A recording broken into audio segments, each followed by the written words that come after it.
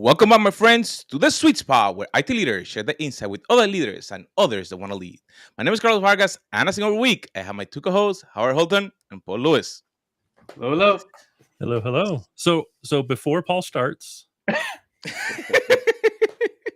I do want to start with we're doing a little bit different episode this time. So for our longtime viewer, you will know that we do very, very, very little prep. We have about a minute that we 90 seconds that we kind of run through. Like, here's an idea for a topic. Ooh, we like that topic. Let's not get started on it. Or Howard will go through all of his steam before we get it recorded. That's the amount of prep. So we've done a different prep for this episode. We switched We have 0 seconds of prep. 0 seconds of prep. So Paul is just going to lob a grenade, and Carlos and I are going to run with it. Wait, before that, did you win yesterday or did you lost? I don't bet. So we had planned on going to a Super Bowl party, but I had been traveling all week, so honestly, I was a little tired and didn't really want to. So we stayed home. The house that we were going to is a Kansas City house. They're from Kansas, and like when there's a touchdown, they have an automation that happens in the house that flashes the lights, the Kansas City colors. Interesting. So I was naturally going to root for the 49ers because I'm not letting anybody get away with that crap. So I stuck with the 49ers, so I lost.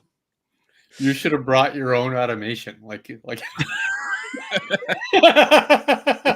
the Bluetooth speaker underneath the couch or something. Yeah. That would be funny. Or at least visit just before and just plant it. I go to their house frequently enough. I'm totally going to do that. I'm going to find an outlet where I can plug something in and then hide the Bluetooth speaker, or hide like an Alexa speaker or something that'll be connected, so I can randomly do shit throughout the week. It's hilarious. Ooh, that you gave me just a good idea. I'm gonna try something with my wife. My son has a Google Home in his room. So as I'm walking by his room, 100% of the time, I will say, "Hey Google, play Time Warp." And I find it hilarious. He's finding it less and less hilarious over time. For sure. I'm finding it consistently hilarious. For sure. I can see why. So, Paul, where are we going? All right. So I've spent some quality time speaking out about one specific. Hilariously, I have a Google Home in my office. Would it shock you what's playing right now? Hey Google, stop.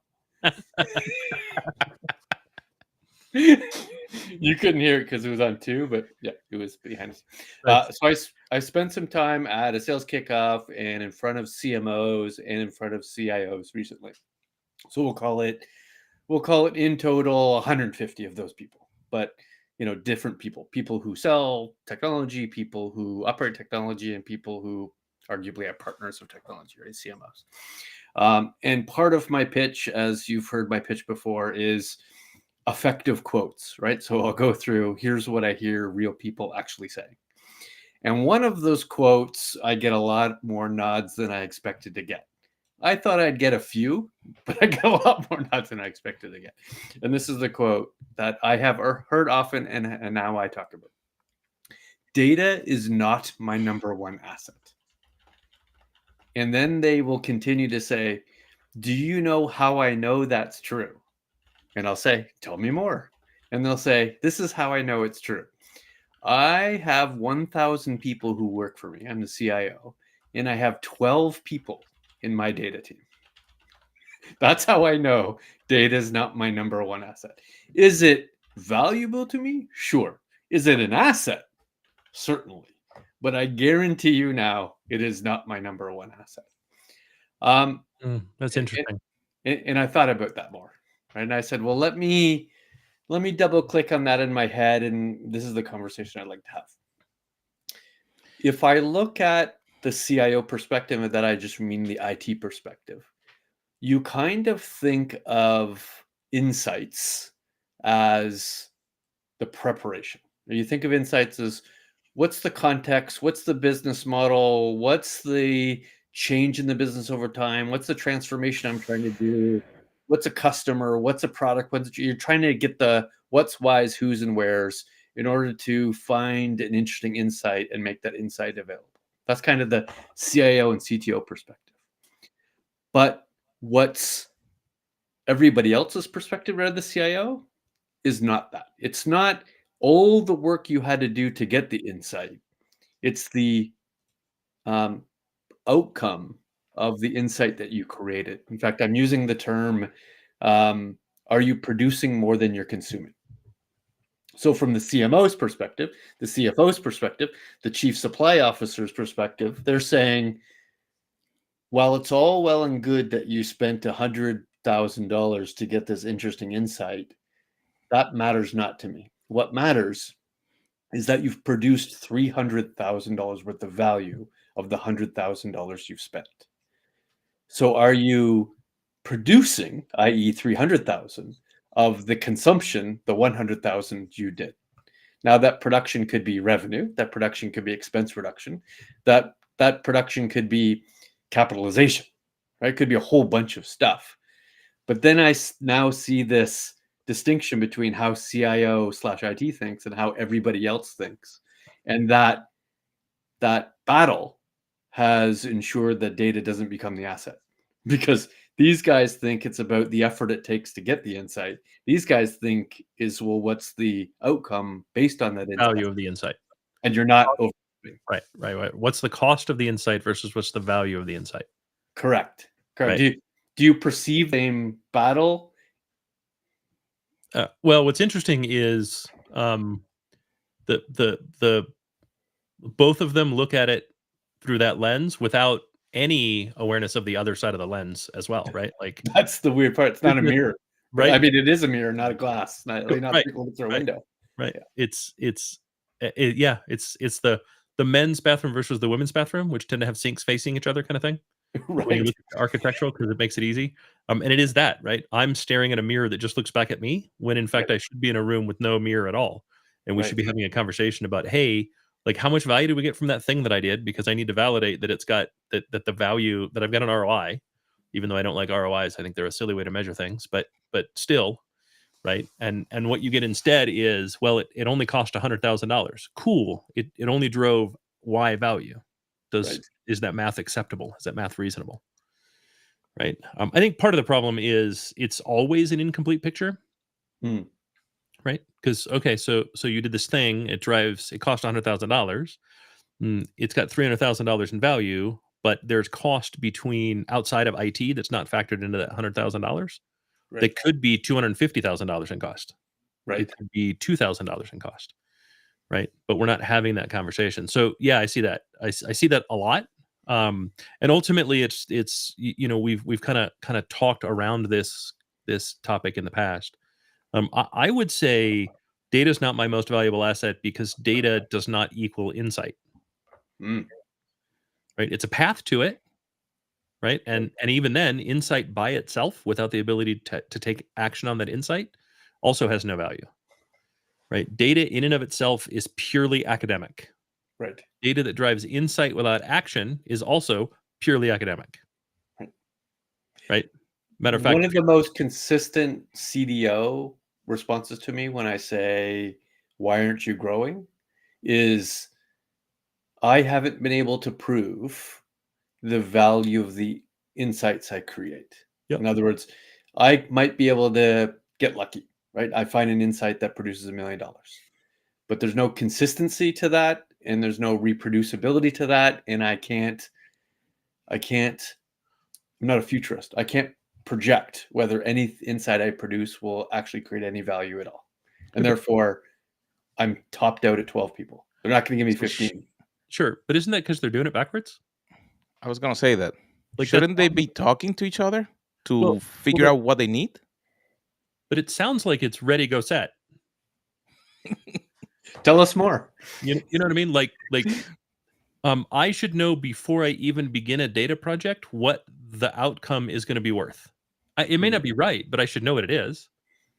You know what I mean? Like, shouldn't you have at least attempt it? Yes. Right. Shouldn't you have a conversation with a business that goes, hey, like, we wish we could do this. Like we used to do this at Hitachi. It was literally the framework. I wish I could do this. Cool. This is roughly how much that would cost within a comma. Like literally, we weren't trying to get super exact. Just, if I were to back of napkin this, it's going to cost kind of this to do. Cool. Right. This is kind of the value that it would provide. Great. Those numbers kind of align. Let's go away and we'll both validate from our side that those two things are true. And so you should always have that information before you set out on the project. It doesn't make any sense to me that you would go, well, I can never get a value response. No, but before you started the project, you should have known what it was worth to the business. And again, like part of product management, which everything we do should be a product, is constantly revisiting and go, hey, did we come close to the target? Like, was your estimate right? Was my estimate right? Where they were wrong, is that okay? Like, we knew this was a little theoretical when we started. How do we make sure that it actually hits the target? Did we refine the target at all? Like, every time I hear this, that's all the questions that pop into my head. I think too much time is seeking out the unicorn insight. Right? That one piece of knowledge that makes them understand the thing they should buy, right? The decision they should make, the production efficiency that had they not done this analysis, they wouldn't get the answer. But that can't possibly be the only reason why the data team exists, is finding these unicorn insights. And if they did, once it's done, why don't you just fire your data team? Right. You found the bullet. It's done. Right. Eden has been discovered. Trademark. Right. Like, we're done. But no, I mean, I see that all the time, right? Okay, well, if I'm going to make this investment, then it really needs to move the needle on the business. No, it doesn't. You're a $6 billion business investing $5 million. Right. It doesn't need to move the needle at all. If you could see the needle from space, like if you can really see the macro view of that, the micro that 5 million moves, you shouldn't be visible on the needle. And if it is visible on the needle at all, it's worth the investment. Right? I just think of a gas gauge. Like, do you really notice every ounce of, or every centiliter, for those not in the US, of fuel that your car consumes? No, of course you don't. You wouldn't notice that needle move. Why do we expect the same in business? It's the same ratio. Right. Right? If you're $1 billion business and you're making $1 million investment and you can watch the needle twitch, that seems like a good investment. As long as it twitches towards the positive. I'll be clear. If it twitches towards the negative, you probably have an answer too. It's just not the one you wanted. One could argue that the description of data being the new oil has been to the detriment of the data team. In that way, I would say yes. Yeah. Right. Like we've had this discussion before, right? But I think it's the data team themselves that makes it worse. Right? Data is the new oil. Oh, so I can strike it rich. Right. Right. Well, sure, you can strike it rich in that you could be another commodity distributor of oil. Right. Right. But the reality is, what makes oil so valuable is the 4,000 applications we have for oil. Right. For petroleum. In order to get there, you have to also go through the process of discovering what are your 4,000 uses of that oil. Right? The point is, it's an untapped resource within your environment, not it's a get-rich-quick scheme. Which has been the problem. Point. Because they want to value every single insight instead of valuing a series of insights, or not presuming that every insight would actually even produce value. Well, we didn't pull oil out of the ground and go, holy crap, we invented plastic. Right. Like, those two things didn't happen over a weekend. And it seems like that's what people expect with data, right? Instead, what we did was we went, oh my God, we don't have to slaughter whales anymore, and everyone can have light. Right. Right, because it replaced. They didn't look at their dirty hands and say, you know what, I could hold my leftovers from last night. Right. Like it's amazing the kind of cognitive dissonance we've leapt to in not understanding that. And the reality is, it's the fault of the vendors. It's the fault of the practitioners. It's not the fault of business. Right. Business is always looking for a magic bullet each and every time. Of course. Yeah. Right. So that's fine, but it's up to us to learn how to explain these things so that they make sense. Yeah, if you take it out of data and you just put it back into the regular CIO stuff, certainly the business are saying, you're dropping $1 million in IT, you better be producing something out of that. Sure. Net new revenue, $1 million and $1 efficiency, something, right? Right. your value always must outweigh your cost, or you're being fiscally irresponsible. Right. So as a CIO, your job is to be fiscally responsible. To be fiscally responsible, it means you spend $1 to make $1.10 or whatever the exchange rate is. Right. You spend $1 to make more than $1, whether that's, like you said, through capitalization, through operating expense reduction, or through, new business acquisition. If you make the same amount but in a different way, that insight gave you the opportunity that, okay, I spent $1 million. Now I learned that I can make that same million in this new way. Is that considered a good No, investment? No. Why not? because you're going to, in the organizational change, to capture that $1 million, you've got additional expenses on top of that $1 million.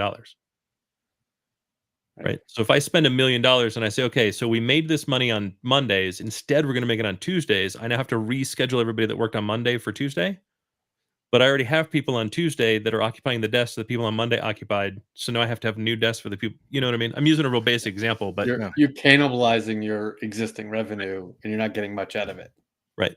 I'm cannibalizing existing revenue for a dollar for dollar exchange. It's always a bad idea. So that will be a bad result that you get from your insights. That if all of a sudden, oh, I can do it this way. I would argue that's a fireable result, not a bad. Yeah. Unless that insight is also said, you're going to lose the first million regardless. Sure. Right? That's going away, right? You lived a good life, but the world is changing and it's going In away. that case, right. In that case, that is likely new money. Right.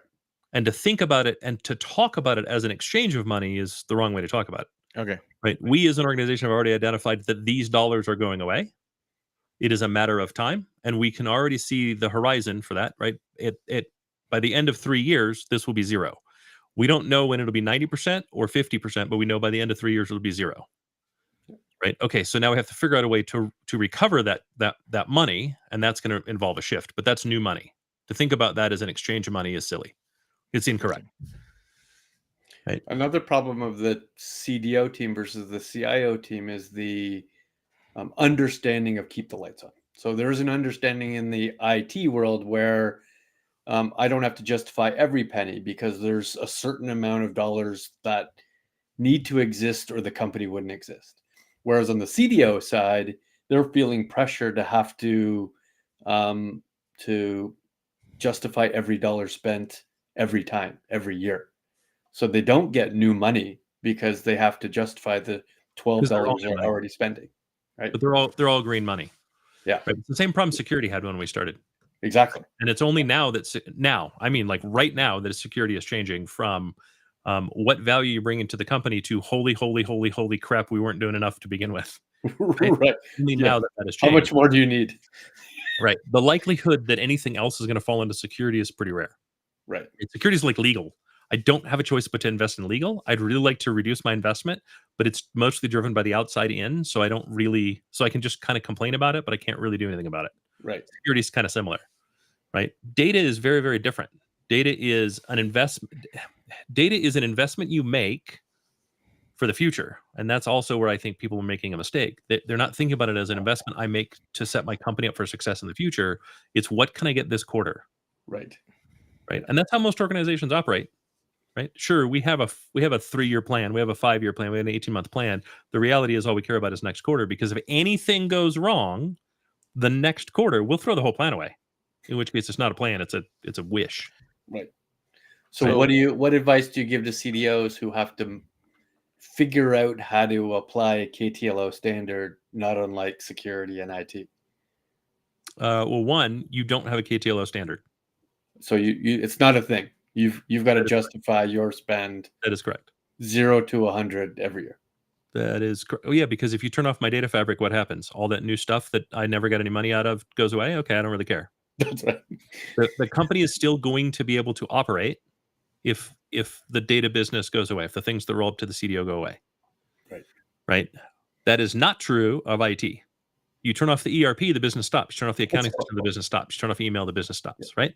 Well, would you recommend putting their dashboards, their MIS, the things that they actually use on a day-to-day basis, under the CDO in order to give them a KTLO perception? No, because that's effectively shoring up CDOs that I don't think are doing the job correctly. The fact is, your job is to help drive new business. Right. Like you should be closely aligned with the chief strategy officer. Right. You should be talking to the COO and the CEO about what is your strategy for the next 18 months. Right. You should be sitting with the CFO and going, what lines of business are losing money today? Maybe we can help. Right. Like that's you should be a futurist, not a whatever not a futurist is. Wish bullish. Right. Well, enjoy the freedom of being able to be a futurist. Nobody else in the organization is truly allowed to do that to that level. But that's really what you should be doing. You're building solutions today for tomorrow's problems. You're not building solutions for yesterday's problems. Right. And if you are, you're doing it wrong. Will the CDO be looking for ways to help the company innovate? Absolutely. So then how will then, because they're going to be trying to innovate and there's going to be probably some money that's going to be lost. So they have to justify, hey, if you want me to innovate, I need to have money. So I'm looking at those two, like, are they different buckets or they just pile it together for the CDO so they could do it? We have it, but let's take data completely out, right? Let's say we manufacture cell phones, right? We make cell phones. They have a 3-day battery life. The last innovation was text messaging, right? Now the internet is in everyone's home, and everybody wants to be able to share pictures and have them not look like garbage. Right. There is a huge investment and a lot of risk being a company that's going to innovate and say put a decent camera on a cell phone for the first time. And the instant you do that, you now also have to put a good screen because I need to see what the picture is. I need an interface that allows me to email it or text it and share it in whatever way I want to share it. Right. I need a way to get it back into my computer's photo repository. Right. And so we're now beginning a series of steps that's a long-term innovation, right? Apple's a $2 trillion company and makes very few products. And they take a long view. That's why they are a $2 trillion company that makes very few products. Right. Because they think about the investment that it takes to create an innovation. And an innovation requires an ecosystem. Otherwise, it's just invention. Good luck with invention.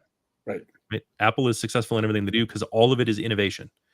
As in, it's an invention that gets brought to market at the right time within the right ecosystem to create lasting value.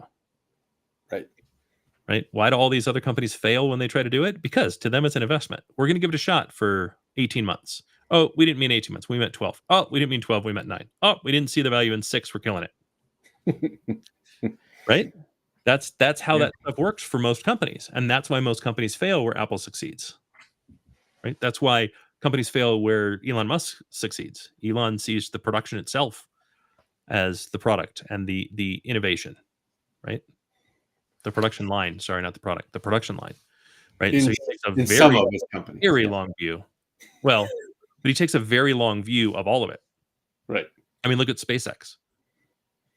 Right. They estimate that to put a colony on Mars is going to take 1,000 ships 100 trips, or 100 trips 100 ships 1,000 trips. Like the scale of that is unmatched, and yet that's their mission. Right. Their mission isn't even to go, we need to get down to 20. Their mission is just, we need to get to the point where we can do that at that scale. I think he's ineffectively using generative AI. That's the problem. I mean, distracted by X, but that's a different conversation, which is fine with me. But my point being, right, you have to take a long view, and if you're going to get into data, it is a long view and it is an investment. But each of those investments has an investment cost, and if you want to do another investment, it has another investment cost. Right. And the failure of one is not a failure of the investment program. That's why it's an investment. It's not a guarantee. So how does the CDO how do they double their team? How do they convince the powers that be that they need to be bigger? Or is your argument they shouldn't be bigger? No, my argument is they should be able to scale. which is Right. which doesn't necessarily mean they get bigger, right? But they do need to be able to scale with the organization. And what I have found is the way they design too many of their projects requires constant care and feeding. So once I assign a data team to a particular project, they never leave that team. Right. Think Their about it job that way. is insight engine. They need to be a factory of insights. They need to be a factory, correct? Right. In the same way that IT is a factory. Think about how terrible it would be if the second I assigned an architect and an engineer to deliver a project, I never got to use that architect and engineer for anything else. Sorry, Right. that's all they do now forever. You have architect, engineers, system administrators, Right. and support people, right? And as the product matures, the delivery matures for that particular thing, right? More and more of it shifts right? So more of the roles are to support folks that are paid less than sysadmins, who are paid less than than engineers, who are paid less than architects. Right. We in IT we focus very heavily on burning expensive resources the least amount of time possible. I don't see the same within data. Right. And so there's a fundamental problem in how we deliver data projects where we're not using the lessons that we've learned over the course of hundreds of years, right? I mean, think about if you had to have an architect swinging a hammer. He designed the building. He's the only one that knows it. He's got to swing the hammer every day. I don't know what to tell you. Right. So you get the architect back when the building's done. Although he's going to have to take over maintenance and janitorial. No one else. Right. Like we don't do that in anything else. It would be ridiculous. Right. And yet we do it within data.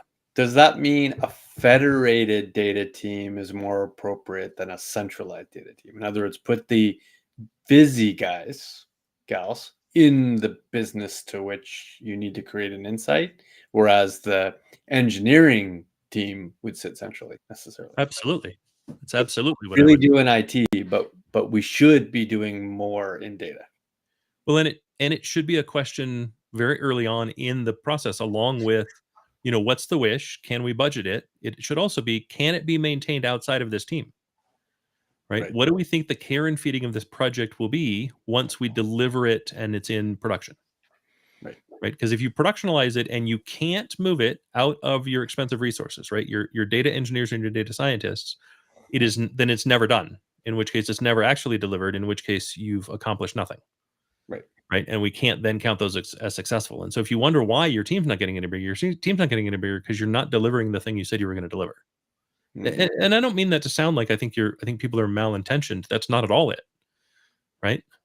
We're still in kind of the emerging phase for a lot of these tools. If you look at the tool sets and how the tool sets have been year over year, it's massive change. Yeah.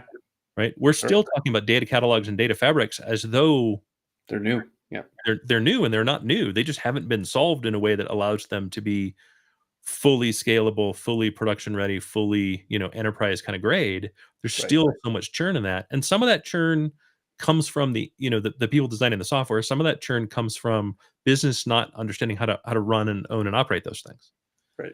Some of it comes from data is really, really, really complex. And we still think we can eat an elephant a whole, one bite per elephant.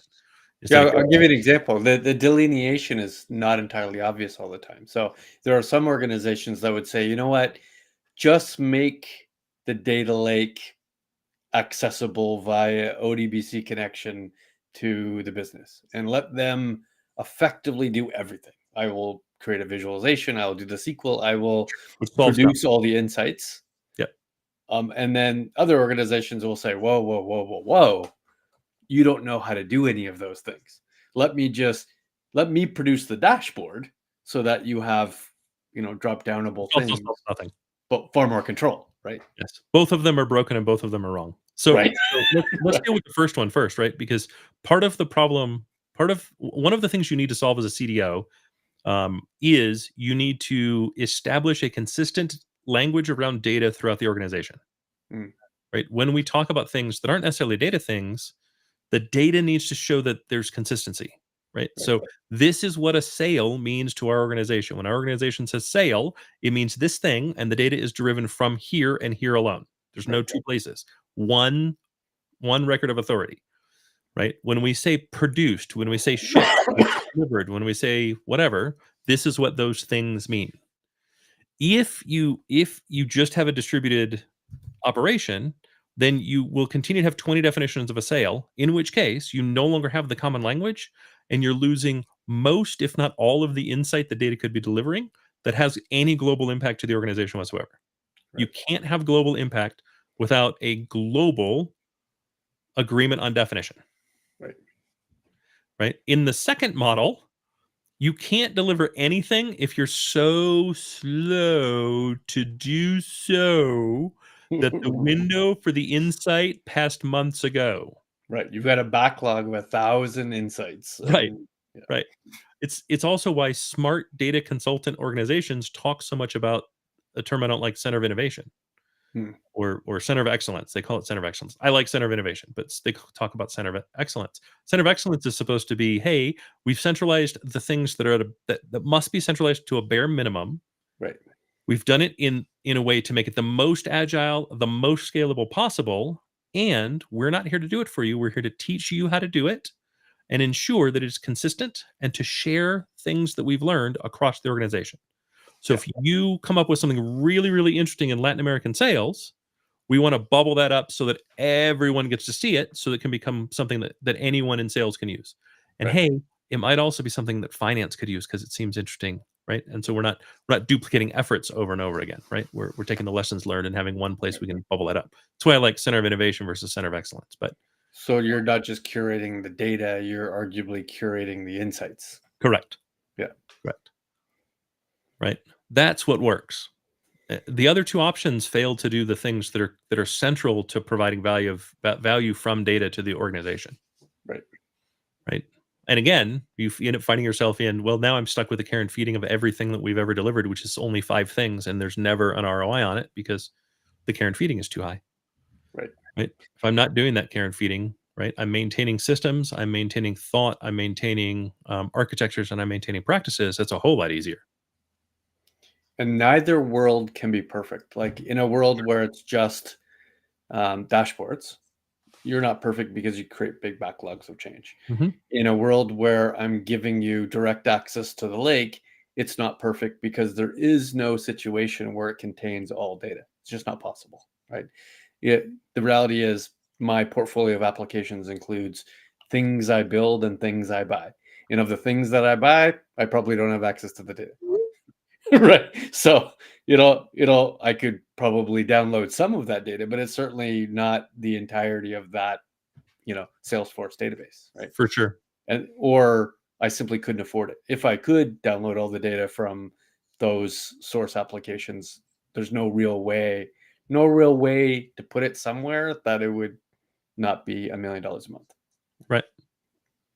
So there's no winner in those situations. So if there's no winner in either situation, you've got to figure out sort of the best bet middle, which is, here is a dictionary to which we've all agreed to. Here is data packages to which you should access. Here's reusable insights to which you could use in your dashboards. And then I'm going to teach you how to fish. I'm going to teach you how to find the right data assets, consume the right data insights in order to answer whatever question you're asking yourselves right now. If that makes sense. Cool. Well, good. That's exactly what I want to talk through. So one question that then come to mind, I think that Howard mentioned, we have had learnings from how IT operates. Should the CDO take similar approach? That when you have a small IT shop, you operate one way. As you grow, then you add different structure. Is the CDO should be part of the traditional IT so it can leverage I'm going to call it the economy of scale, but like the expertise that we have within the IT world, because sometimes I see that they duplicate. You have people that understand dashboarding, may not understand it at the higher level, like the data experts, but that you can then utilize what you're doing for regular support or IT, and you can leverage it then with the business data. Does that make sense? It does. I would say you need more than one teacher because corporate IT, right? The CIO's organization isn't typically federated, and when it is federated, isn't federated completely, and the CDO has to be federated completely. And so I would also talk to like the sales organization. Sales organizations tend to have a lot of federation because countries operate differently. So they buy differently, right? And so like LATAM's a really, really, really good example. You need to operate LATAM very different than you do Europe, very different than you do the Middle East, very different than you do APAC. And so I would look to multiple places inside your organization and say, hey, are there things I can steal from you because you're a technical department that has differentiation of work, like we talked about, and sales, can I talk to you because you also have to operate in a highly federated way. So can we talk about how you've been able to successfully federate and give agency to your country leaders while retaining some centralized control and federation as well. Are you finding that the term ownership of the core system and or the core data has evolved over time? Like in the back in the day, CIO owned everything, right? In the grand scheme of things. And then that has evolved to saying, you know what, sales could own Salesforce, the COO could own the ERP. And what that really meant was you should determine what features are most important to you and then prioritize that to the CIO. But I'm not sure data ownership is equivalent to those two. What do you think? I think it's a bit of a false dichotomy to think that sales can own Salesforce. Okay. Right. Just from the perspective of when something goes wrong, they're still calling IT. Right. Right. And therefore IT has some ownership. Right. Right. So I do think smart organizations have either figured out or been forced, right? Because GDPR kind of forces it to say there's a data owner, there's an application owner, there's an experience owner. Right. And we do need to think about these things and assign both the authority and responsibility accordingly. Right. And I think the same remains true of data. Who owns the data is the wrong question. Right. But documenting the flow of data and establishing an owner at each of the flow points is the right way to think about it. Right. Because I don't know that the CDO owns all the data in the organization, because that means they then define how the data is input into the originating system. And that may be the totality of the influence they have in the originating system, in which case they can't really own the data. And by using your example, who really owns the definition of sale? Right. It's not entirely obvious who would own that if there was an owner.